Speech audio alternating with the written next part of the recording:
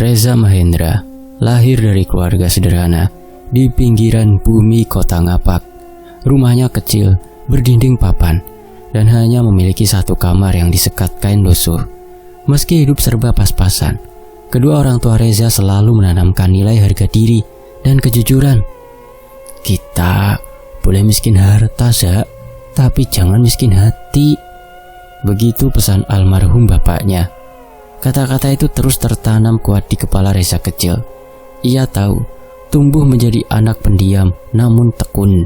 Tidak pernah mengeluh meski harus membantu ibunya berjualan rempeyek setiap pagi sebelum berangkat sekolah.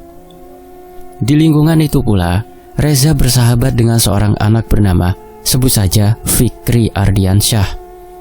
Berbeda dengan Reza, Fikri lahir dari keluarga kaya raya. Orang tuanya memiliki toko bangunan terbesar di kecamatan. Meski begitu, Fikri kecil sebenarnya cukup ramah dan sering mengajak Reza bermain ke rumahnya. Reza menganggapnya seperti saudara kandung, seseorang yang bisa dipercaya, tempat berbagi cerita, dan menjadi teman dalam setiap petualangan kecil mereka. Namun, pertemanan itu tidak pernah benar-benar setara. Orang tua Fikri selalu memandang rendah keluarga Reza. Ibu Fikri sering mengomel ketika Reza datang ke rumah, seolah kehadirannya menurunkan derajat keluarga tersebut. "Masuk lewat belakang saja, Reza," begitu kata mereka, "sandalnya dicopot." Ayah Fikri bahkan pernah berkata langsung kepada ibunya, mengira Reza tidak mendengar. "Jangan terlalu akrab sama anak itu. Ibunya saja burus rabutan." Kata-kata itu menusuk hati Reza kecil. Tapi ia selalu menahannya, tidak ingin merusak persahabatan dengan Fikri. Ia menelan semua rasa sakit itu sendirian. Tahun demi tahun berlalu, Reza dan Fikri tumbuh remaja dan lulus SMA. Situasi ekonomi keluarga Reza tak pernah membaik, sementara keluarga Fikri semakin berjaya. Suatu hari, Fikri mengajak Reza merantau ke Jakarta. "Biar kita sukses bareng, Zak," kata Fikri. Reza yang sedikit punya harapan akhirnya mengiyakan. Ia percaya kesempatan baru mungkin menunggu mereka di kota besar itu. Namun, begitu tiba di daerah khusus ibu kota, kenyataan tidak seindah harapan. Fikri bekerja di perusahaan milik pamannya, sementara Reza harus menerima pekerjaan serabutan untuk sekedar makan. Keadaan semakin sulit ketika pamannya Fikri menawarkan pekerjaan tetap menjadi driver pribadi Fikri. Reza tidak punya pilihan lain selain menerima. Hatinya berat, tapi ia butuh uang untuk membantu ibunya di kampung. Sejak saat itu, hubungan mereka mulai berubah. Fikri yang dulu bersikap hangat, kini seolah lupa siapa teman masa kecilnya. Ia kerap memerintah dengan suara kasar, memperlakukan Reza seperti bawahan tak berarti. "Sekarang kamu cuma supirku, Zak. Jangan lupa diri." Kalimat itu diucapkan Fikri berkali-kali, seolah menjadi pengingat bagi Reza bahwa dirinya berada di bawah. Reza selalu menepuk dadanya, menahan gejolak amarah yang naik turun. Ia menghibur diri dengan berkata bahwa semua ini hanya sementara, bahwa suatu hari ia bisa bangkit. Namun semakin lama, Fikri dan keluarganya semakin memperlakukannya seperti sampah. Ketika Reza mengantar Fikri ke rumah besarnya, keluarga itu bahkan tidak pernah menyapanya. Jika ia sedikit telat mengantar mobil, ibu Fikri mencibir di depan tamu-tamu mereka. Puncak kehinaan itu terjadi pada malam ulang tahun keponakan Fikri. Acara besar digelar di ballroom hotel. Reza ditugaskan sebagai sopir yang menunggu di parkiran. Namun Fikri tiba-tiba memanggilnya ke dalam untuk mengambilkan tas istrinya. Saat masuk dengan pakaian sederhana, tamu-tamu memandangnya dengan tatapan jijik. Lalu Fikri berkata keras, sengaja agar semua mendengar, Sorry, ini sopir saya." Kalau dia kelihatan bingung, maklum aja ya, wong deso. Tawa tamu-tamu menggema. Ada yang menatapnya seperti melihat binatang liar. Ada yang berisik. Pantas saja tampilannya begitu. Reza merasa seluruh tubuhnya membara. Harga dirinya diremukkan di hadapan banyak orang. Malam itu untuk pertama kalinya dalam hidup, Reza merasakan sesuatu yang jauh lebih gelap dari sekedar kesedihan. Dendam, panas, tajam, menusuk, mengendap di dadanya. Dalam perjalanan pulang membawa mobil Fikri, Reza menggenggam setir dengan kuat hingga jemarinya memutih. Di balik kaca spion, wajahnya tegang, matanya basah, tapi tidak ada air mata yang jatuh. Satu kalimat terus berputar dalam batinnya, "Aku akan mengubah nasibku, apapun caranya." Ia tidak tahu bahwa keinginan itu akan membawa hidupnya ke kegelapan yang tak bisa ia bayangkan. Namun malam itu, untuk pertama kalinya Reza membuka pintu menuju jalan yang tidak pernah seharusnya ia tapaki. Nama Gunung Suryakanta. Pertama kali Reza dengar dari seorang sopir taksi yang pernah ia ajak mengobrol saat menunggu Fikri di parkiran. Sopir itu bercerita lirih tentang gunung di perbatasan Jawa Barat Jawa Tengah, tempat pesugihan kuno masih dilakukan hingga sekarang. Yang datang ke sana cuma 2 jenis orang, katanya sambil menyalakan rokok. Orang yang nekat dan orang yang sudah putus asa. Reza terdiam. Kata-kata itu seperti menamparnya, karena ia sadar dirinya termasuk keduanya. Setelah malam penghinaan itu, Reza menghabiskan waktu dengan mencari informasi tentang gunung tersebut. Ia membaca forum-forum gelap, mendengar rekaman suara-suara mencekam, hingga menemukan satu nama yang selalu disebut, Kuncen Mbah Gentong. Konon, dialah satu-satunya penjaga gerbang ritual pesugihan tertua di sana. Meski banyak yang hilang atau gila setelah ritual, tetap ada orang-orang yang datang dengan harapan akan kaya mendadak. Reza yang hatinya sudah dipenuhi dendam dan ambisi, merasa panggilan itu terlalu kuat untuk diabaikan.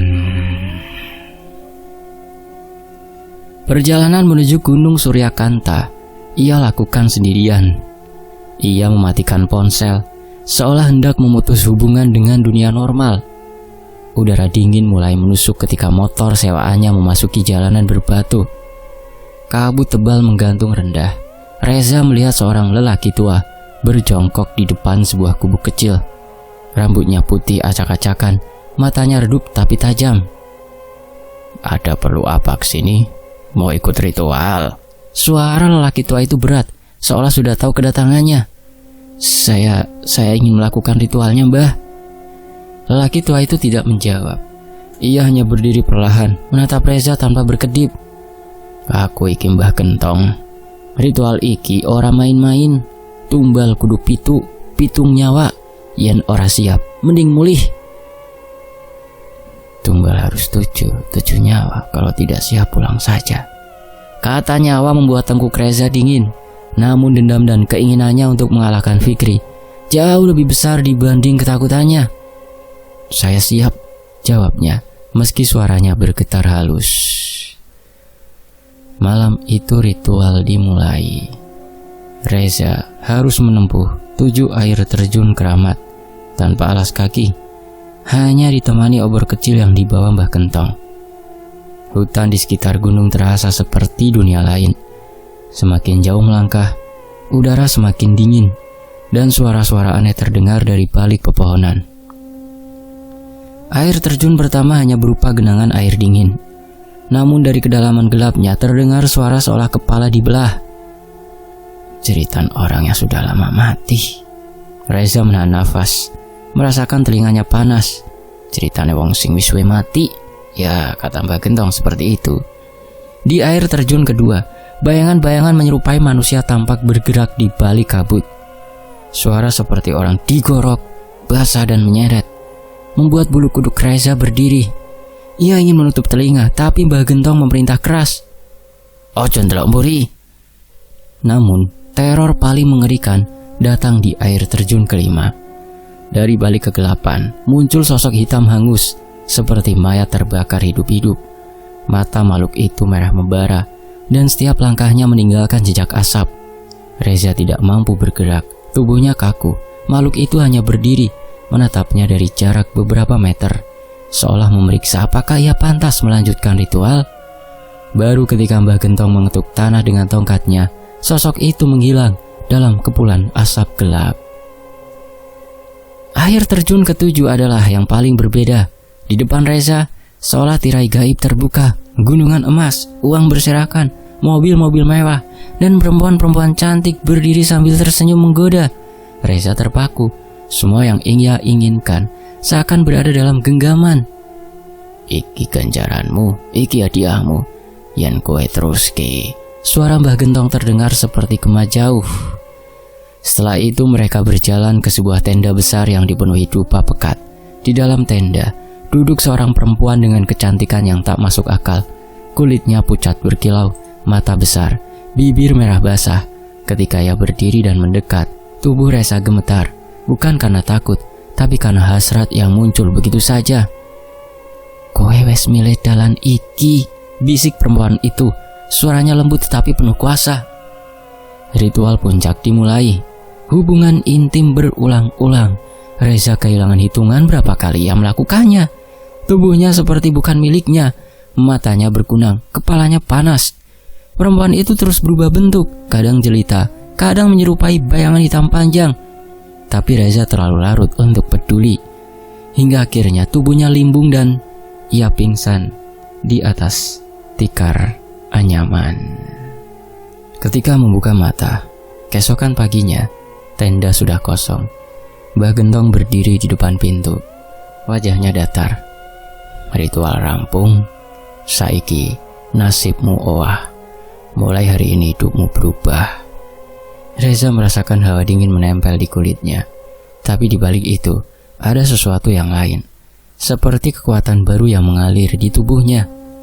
Ia tidak tahu apa yang menunggunya setelah ini. Tapi satu hal jelas, hidupnya tidak akan pernah sama lagi.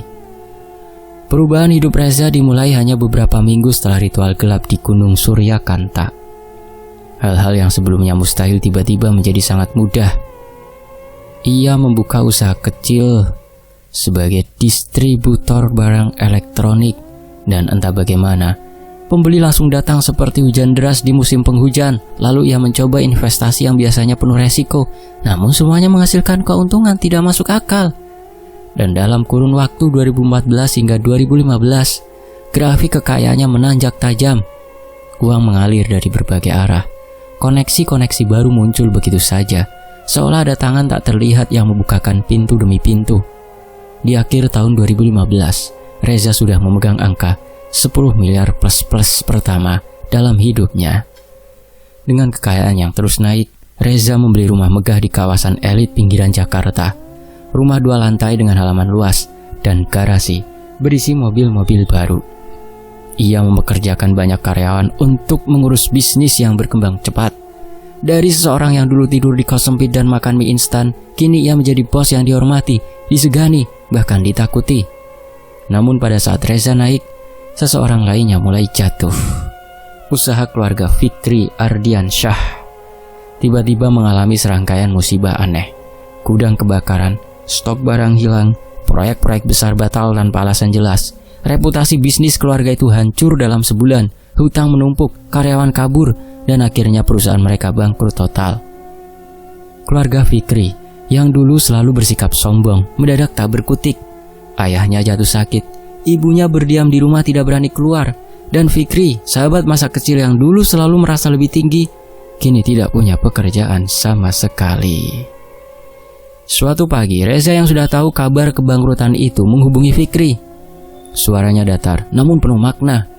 Datang ke kantor gue, ada yang mau gue tawarkan. Fikri datang dengan pakaian lusuh, wajah pucat, matanya sembab.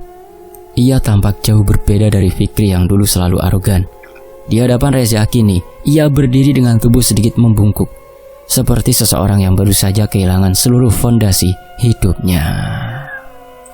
Reza bersandar di kursinya, menatap Fikri lama sekali sebelum berkata, "Ada lowongan sopir pribadi, gaji lumayan. Kamu tertarik?" Fikri terdiam, tatapannya bergetar, antara tersinggung, tidak percaya dan putus asa. Namun pada akhirnya, ia hanya menunduk pelan. "Kalau itu satu-satunya pekerjaan, saya terima." Jawaban itu membuat Reza merasakan sensasi aneh yang merambat dari dada ke seluruh tubuhnya. Bukan suka, bukan puas, tapi sesuatu yang lebih gelap. Sejak hari itu, peran mereka berbalik total. Reza sengaja memperlakukan Fikri seperti dulu ia perlakukan. Ia memanggil Fikri dengan nada tinggi, menyuruh-nyuruh hal kecil, dan kerap menghina di depan orang lain. "Fik, lo itu kerja buat gua, jangan lamban. Gua bayar lo, bukan lo yang ngatur," katanya suatu pagi, sengaja di depan para karyawan. Teman-teman lama mereka yang dulu meremehkan Reza, kini menyaksikan bagaimana Fikri menjadi kacung sopir pribadi. Bisik-bisik menyebar. Ada yang tertawa kecil, ada yang menyindir, dan Reza menikmati setiap menitnya. Di acara bisnis, Reza sengaja memanggil Fikri ke depan tamu-tamu penting hanya untuk memberi perintah remeh, seperti mengambilkan minuman atau menyemir sepatu. Ia membalas setiap penghinaan masa lalu dengan cara yang lebih tajam dan lebih menyakitkan.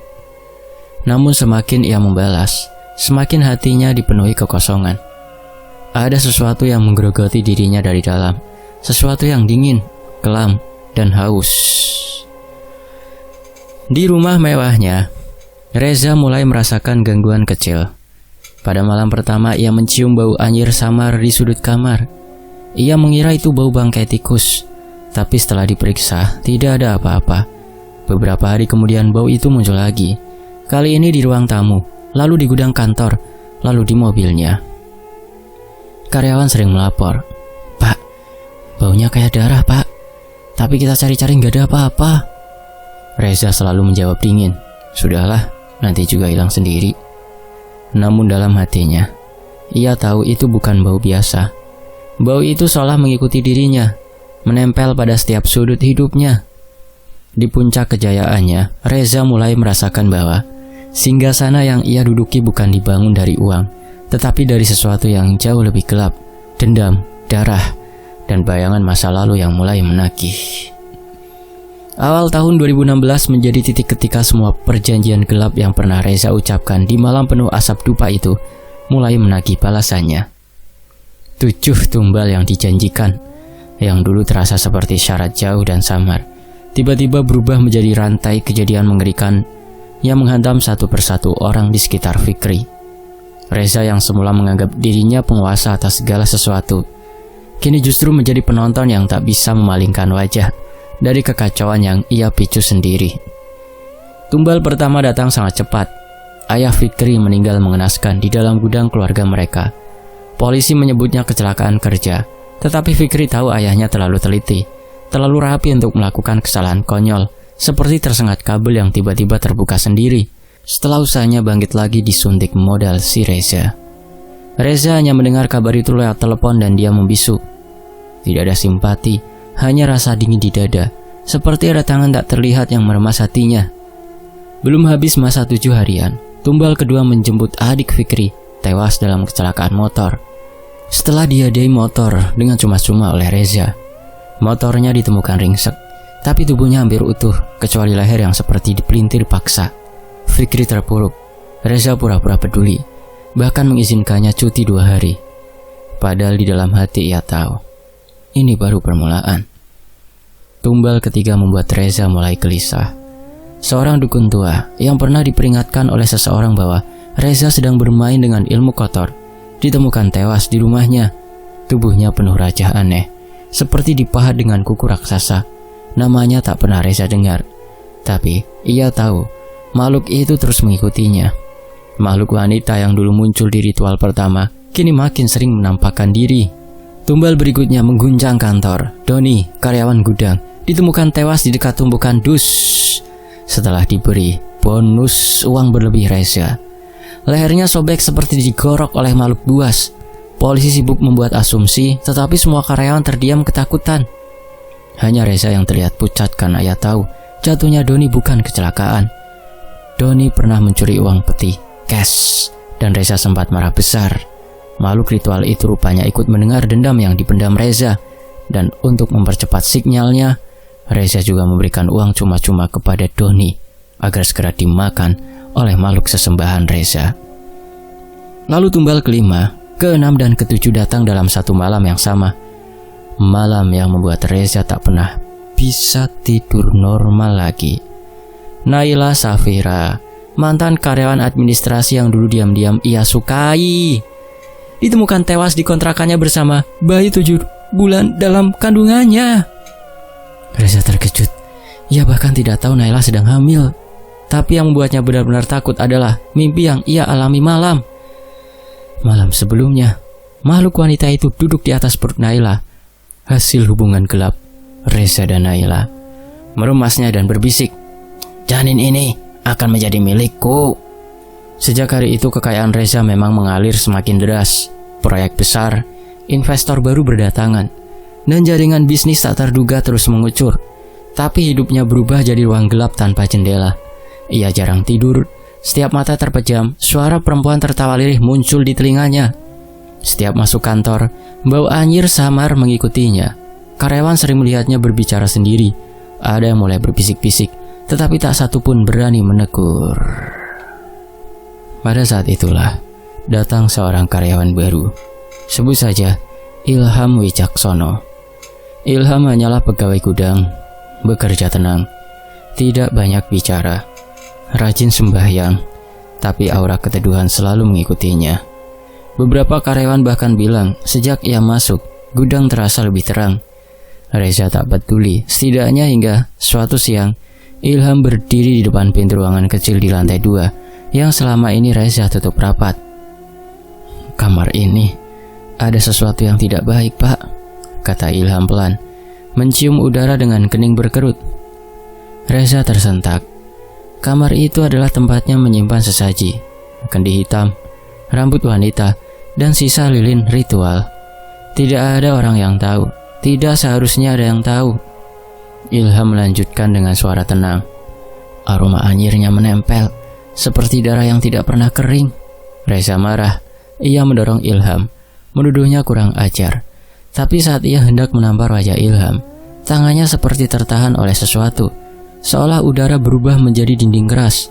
Ilham hanya menatap, tidak takut sedikit pun. Sejak itu, Reza tahu orang ini bukan karyawan biasa. Kabar lain mulai beredar. Ilham adalah keturunan keluarga bangsawan Yogyakarta yang memiliki garis kebatinan bersih. Ia tidak pernah pamer, tetapi orang-orang yang sensitif merasakan sesuatu yang berbeda darinya. Reza mencoba menyerangnya secara gaib dengan ritual yang diajarkan makhluk itu. Tetapi malam itu ritualnya justru berbalik. Bayangan wanita itu muncul dan berkata, "Kau tidak bisa menyentuhnya. Ia milik cahaya." Satu persatu kebusukan Reza mulai tercungkil. Ilham tidak mengancam. Ia hanya membuka fakta demi fakta, membuat orang-orang mempertanyakan kejanggalan demi kejanggalan yang selama ini tertutup oleh aura wibawa Reza. Hidup Reza pun mulai runtuh, tidak secara finansial, tetapi secara batin, rasa aman dan kekuasaan. Dan untuk pertama kalinya, Reza bukan predator, melainkan mangsa. Hari ketika Ilham mengungkap semua kebenaran, terasa seperti badai yang memporak-porandakan seluruh benteng yang selama ini Reza bangun dengan penuh kebanggaan. Ilham tidak berteriak, tidak menghakimi, hanya menyingkap fakta demi fakta dengan suara tenang. Tetapi setiap kata terasa seperti palu yang menghantam kepala Reza tanpa ampun. "Semua tumbal itu bukan kebetulan," kata Ilham di ruang kerja Reza. "Sekarang dia menginginkan lebih, Pak." Reza gemetar, seluruh tubuhnya terasa dingin. Namun keringat bercucuran di pelipis. Ia melihat kembali setiap wajah korban. Mata ayah Fikri yang kosong, senyum adik Fikri yang dulu cerah, Doni yang sederhana, Naila perempuan yang pernah diam-diam ia sukai, dan bayi dalam kandungannya. Semua muncul di hadapannya seperti parade arwah yang menuntut balas. Aku tidak mau ini lagi." Suara Reza bergetar, seperti anak kecil yang kehilangan pegangan. Namun keputusasaan itu bukan akhir, itu baru permulaan. Malam-malam berikutnya menjadi derita panjang. Reza tidak dapat tidur. Setiap kali memejamkan mata, ia melihat makhluk itu duduk di dadanya, menatap sambil menyeringai. Wajahnya seperti wanita, tapi matanya berlubang hitam dan baunya anyir seperti darah basi. Setiap harta yang ia beli, mobil mewah, jam mahal, lemari kayu jati antik, mengeluarkan aroma busuk seakan membusuk dari dalam. Reza kolaps beberapa kali. Tubuhnya lemah seperti kehilangan tenaga hidup. Dokter mengatakan ia stres berat. Tetapi Reza tahu penyebabnya jauh lebih dalam. Ia hidup di antara dua dunia. Dunia manusia yang ia sakiti, dan dunia gaib yang menuntut jiwanya. Pada titik itu, ia tidak melihat alasan untuk mempertahankan apapun. Suatu malam, ia berdiri di halaman belakang rumah mewahnya yang dibeli dengan uang pesugihan. Di hadapannya, ia menumbuk barang-barang yang ia anggap terkutuk. Baju-baju mahal, patung dekorasi, pesanan khusus dari luar negeri, bahkan beberapa berkas saham. Tangan Reza gemetar saat menyulut api. Ilham berdiri tak jauh, tidak membantu, tidak juga menahan, hanya mengawasi agar Reza tidak kehilangan kesadaran di tengah ritual pelepasan itu. Barang-barang itu terbakar cepat, seperti kayu kering yang sudah lama direndam minyak. Api memantulkan warna merah gelap, seakan menelan dosa-dosa yang selama ini Reza sembunyikan. Ambisi itu yang menjeratmu, Pak Reza, kata Ilham perlahan.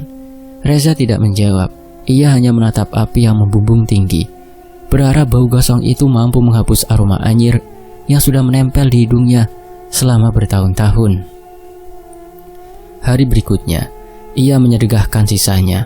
Mobil dijual rumah, villa disumbangkan ke yayasan sosial, bisnisnya dibubarkan satu persatu. Banyak yang mempertanyakan kewarasannya, tetapi Reza tidak peduli. Ia hanya ingin hidupnya kembali menjadi manusia yang utuh. Lalu datang saat paling berat, memohon maaf kepada keluarga Fikri. Ia datang dengan pakaian sederhana, tanpa mobil mewah. Fikri sendiri yang membukakan pintu. Wajahnya pucat, kurus, dan penuh luka batin. Reza bersimpuh, memohon ampun sambil terisak. Ibu Fikri hanya menangis, tidak sanggup mengucap sepatah kata. Sebagian keluarga memaafkan karena mereka tidak ingin menambah dosa. Namun sebagian lainnya hanya berkata pendek, "Kami tidak bisa melupakan." Reza menerima semuanya tanpa protes. Baginya hukuman terbesar bukan penolakan orang lain, melainkan kenyataan bahwa ia harus hidup dengan bayangan dosa yang tak akan hilang. Setelah itu, ia memulai hidup baru. Ia tinggal di rumah kontrakan kecil, bekerja serabutan, rajin beribadah jamaah, dan menghadiri kajian malam. Orang-orang mulai mengenalnya sebagai pria pendiam yang selalu duduk di sudut masjid dengan tasbih di tangan. Namun jejak gelap itu tidak hilang begitu saja. Setiap kali ia mencoba mendekat pada seseorang, terutama calon pasangan, mereka sering merasa tidak nyaman. Ada yang mengaku bermimpi buruk setelah bertemu Reza sekali saja. Ada yang langsung merinding tanpa sebab. Reza tidak menyalahkan siapapun. Ia memahami bahwa sebagian dari energi kelam itu masih menempel, meski sudah jauh berkurang sejak ia meninggalkan pesugihan. Pada suatu malam setelah kajian, ia berkata kepada seorang pemuda yang baru saja mengadu soal kesulitan hidup. "Jangan pernah tergiur pesugihan," katanya lirih. "Semua yang saya dapat lenyap, dan nyawa-nyawa tak berdosa menjadi tumbalnya. Penyesalan ini akan saya bawa sampai mati." Kalimat itu menjadi penutup hidup lamanya dan awal dari perjalanan panjang menebus diri di atas abu dosa yang tersisa. Selesai. Demikianlah sebuah kisah. Tony FS pamit, semoga terhibur. Wassalamualaikum.